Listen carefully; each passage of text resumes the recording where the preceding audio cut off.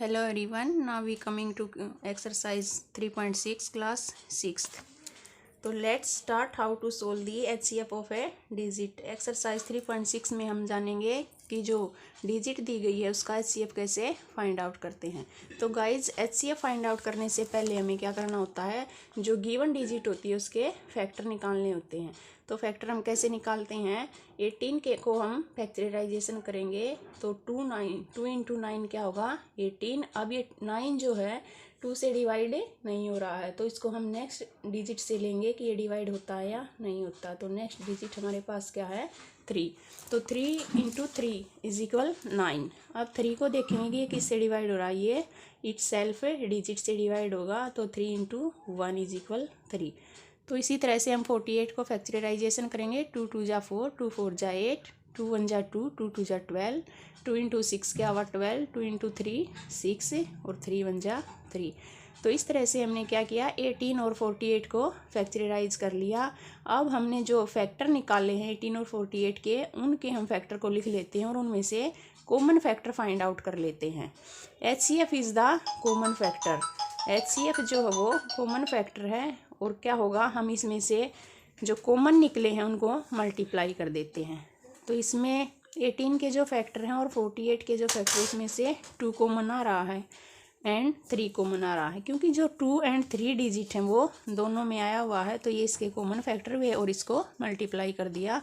It is the HCF of 18 and 48। And next digit है 30 and 42। तो 30 को हम फैक्टराइजेशन करेंगे, जैसे कि 30 को डिवाइड करते हैं हम 2 इंटू 15। अब 15 जो है वो 2 से डिवाइड नहीं हो रहा है, तो इसको हम नेक्स्ट क्या करेंगे 3 से डिवाइड करेंगे। 3 इंटू 5 इज इक्वल 15। अब नेक्स्ट डिजिट लेते हैं 5 इंटू 1 जा 5।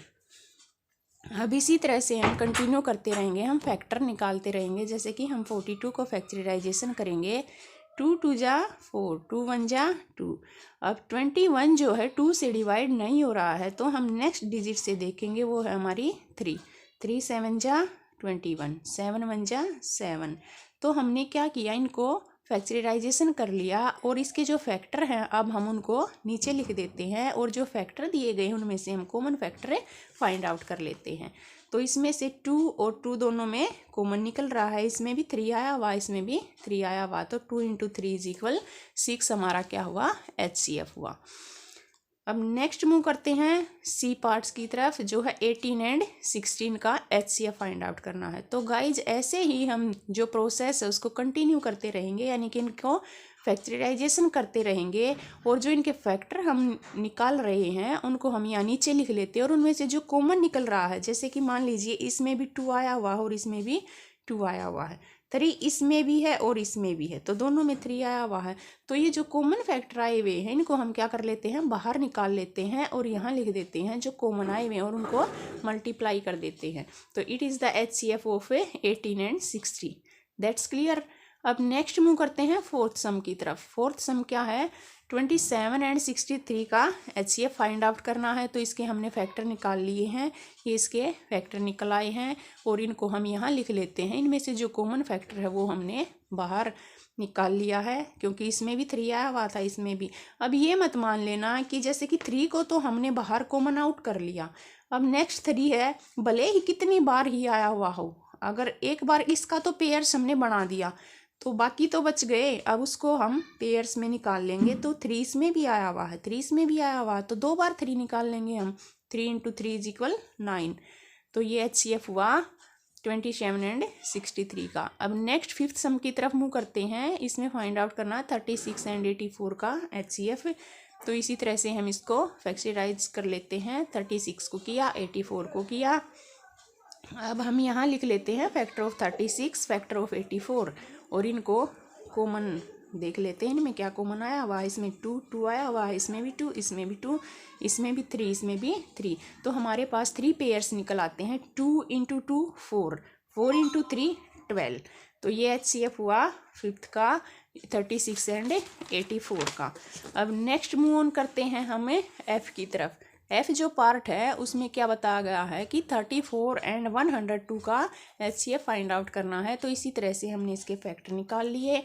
इसमें क्या आया हुआ है 2 × 2, कॉमन फैक्टर क्या निकलेंगे हमारे पास यहाँ 2 और मल्टीप्लाई, इसमें क्या 17 भी कॉमन निकल रहा है तो हम यहाँ लिख देते हैं 2 × 17, दो ही कॉमन निकल रहे हैं तो 2 × जो 17 है वो क्या होता है 34। तो it is the HCF of 34 and 102। अब नेक्स्ट मूव ऑन करते हैं 70, 105 एंड 175 की तरफ।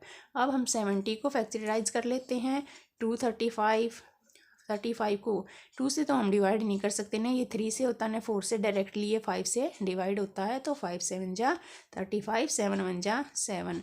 अब 105 को देख लेते हैं हम, ये 2 से डिवाइड नहीं होता बिकॉज जिसकी लास्ट डिजिट 0 2 4 6 8 होती है वही 2 से डिवाइड होता है।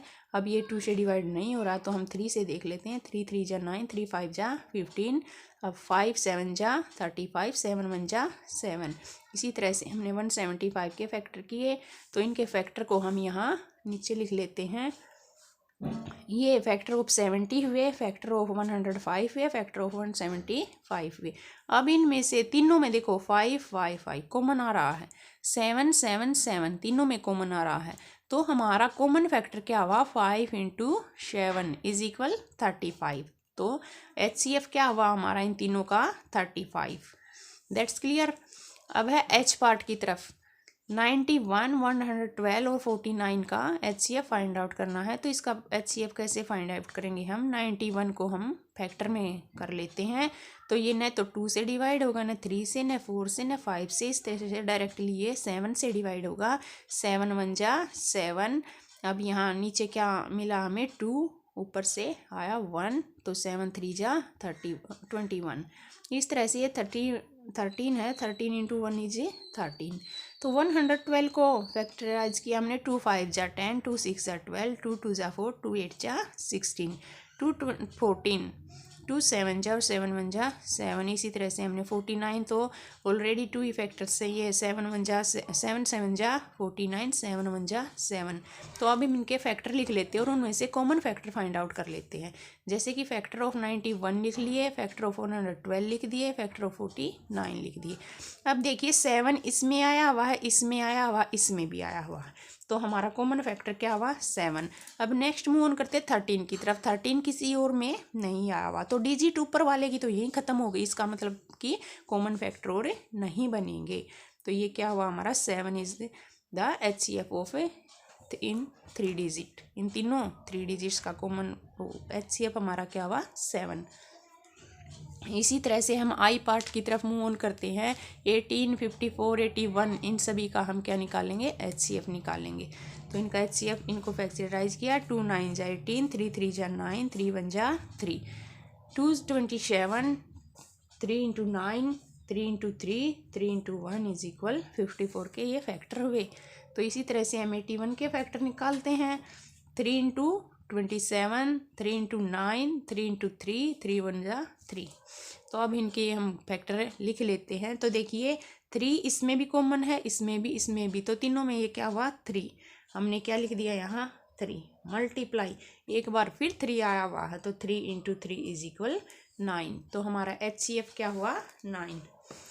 तो ये था हमारा फर्स्ट सम। अब हम मूव करते हैं सेकंड सम की तरफ। सेकंड सम में क्या पूछा गया गाइज कि what is the HCF of 2 consecutive number.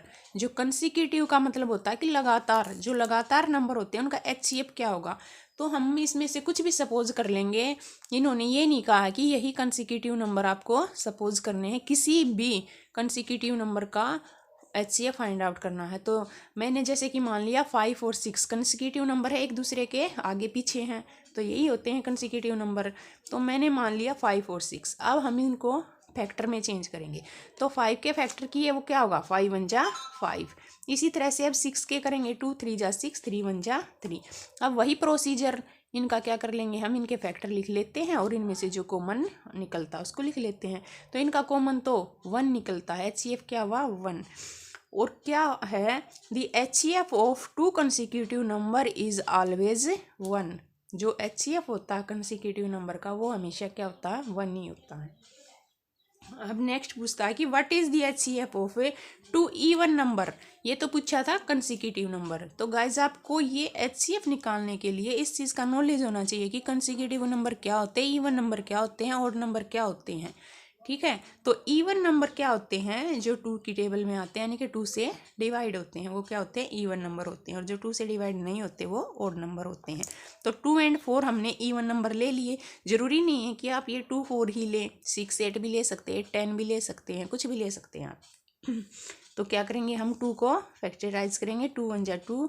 अब 4 को करेंगे 2 2 जा 4, 2 1 जा 2। इसी तरह से अब इनके जो फैक्टर हैं हम उनको लिख लेते हैं और उनमें से कॉमन फैक्टर देख लेते हैं क्या है। देखिए 2 इसमें भी आया, y इसमें भी आया, तो इसमें हमने लिख दिया यहाँ 2। 1 इसमें भी आया, y इसमें भी आया हुआ, 2 1 जा 2।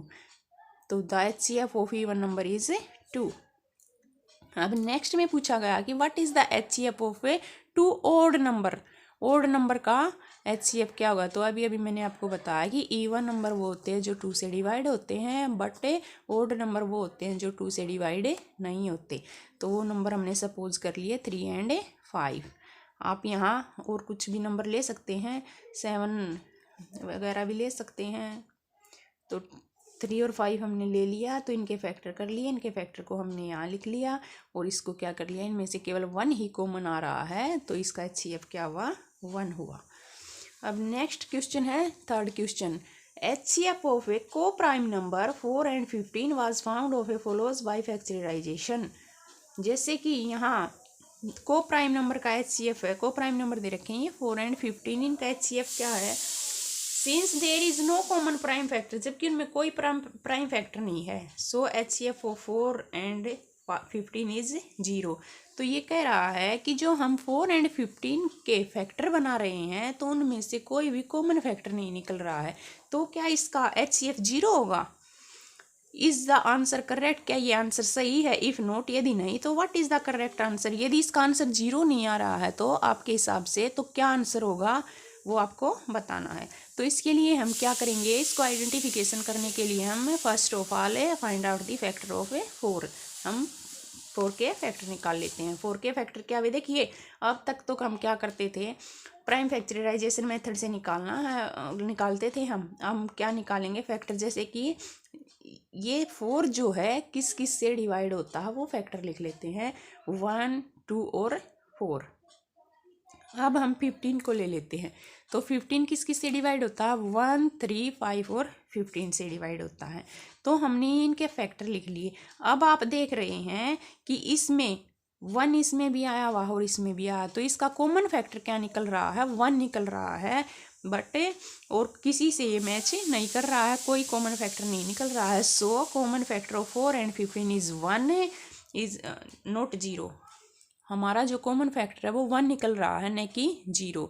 इसलिए आंसर जो है नोट करेक्ट है, क्योंकि इन्होंने कहा था कि जो हमारा HCF वो 0 निकल रहा है। तो HCF 0 नहीं आएगा, हमारा HCF 1 आएगा, क्योंकि कॉमन फैक्टर हमारा 1 निकल रहा है। Are you sure that's clear. तो ये था आपकी एक्सरसाइज 3.6 यहीं पर कंप्लीट हुई। अगर आपको वीडियो हेल्पफुल लगे तो लाइक शेयर और सब्सक्राइब कर दीजिएगा।